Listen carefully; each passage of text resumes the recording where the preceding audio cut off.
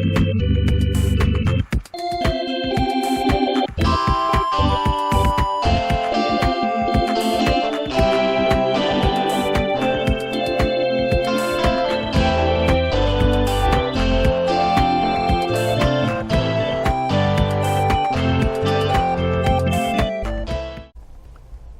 beliefs do not always align with facts. Again, your beliefs do not always align with facts. Facts do not always align with other people's beliefs. Beliefs, however, are powerful. Scientific studies show that beliefs can alter the way our brains operate. Beliefs alter our perceptions of pain and other emotions. Beliefs can be manipulated.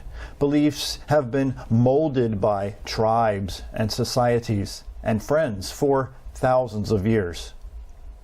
Intense pressure is placed on the tribes and societies and friends by those in power to mold beliefs that are not always based on facts. A metaphor. When I'm standing in front of a maple tree, all I see is the bark of the maple tree.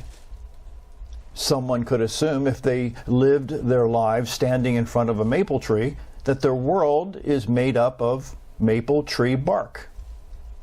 What if there were people that were standing around me and yelling in my ears that the world is all maple tree bark? They wouldn't, quote, allow me, unquote, to leave the front of the tree. They didn't want me to get a wider view of my surroundings. Over time, I might assume that they were telling the truth. If I step back from the maple tree, I see more of the maple tree and some of its leaves. When I step back even more, I see different kinds of trees that I could not see when I was standing in front of the maple tree.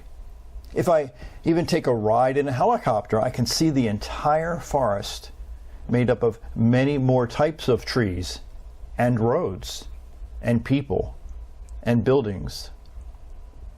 I realized in this metaphor about life that some people want to adopt their beliefs when their beliefs are not based in facts. Again, I realized in this metaphor about life that some people want you to adopt their beliefs when their beliefs are not based in facts.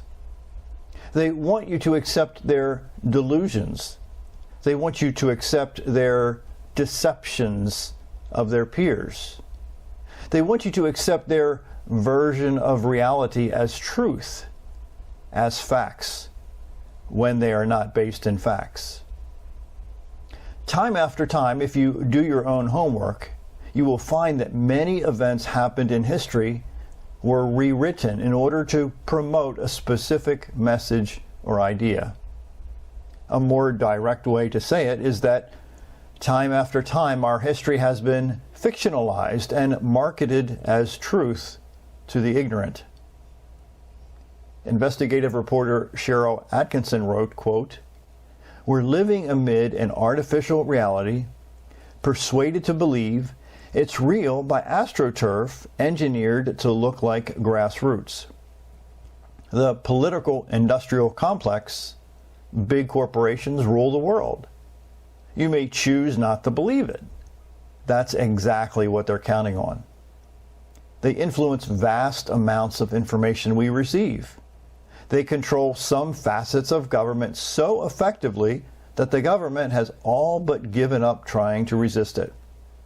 And it's the same whether we're talking about Democrats or Republicans.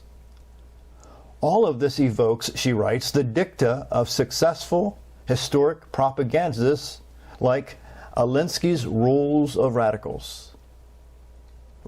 Alinsky writes, "Ridicule is man's most potent weapon. Keep the pressure on, never give up. Develop of operations that will keep a constant pressure on the opposition.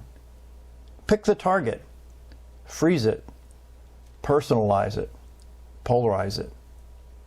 Not every item of news should be published. Rather," he writes, "those who control the news policies endeavor to make every item of news serve a certain purpose. And he ends with, propaganda must facilitate the displacement of aggression by specifying the targets for hatred. Let me share that last one. Propaganda must facilitate the displacement of aggression by specifying the targets for hatred, unquote.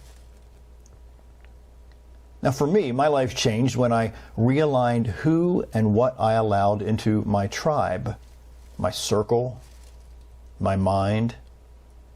I became extra cautious what non-fact-based beliefs I allowed into my senses, my eyes and my ears. At the same time, I became proactive in studying other subjects to challenge my confirmation bias. Again, I became proactive in studying other subjects to challenge my confirmation bias. Now, what is confirmation bias? Confirmation bias is the tendency to search for and interpret and favor and recall information in a way that confirms or supports one's prior beliefs or values. Now, what's also interesting is that there's been proving over and over and over again that corporations have changed factual documents to promote a new belief system. This has happened hundreds of times in the last few decades.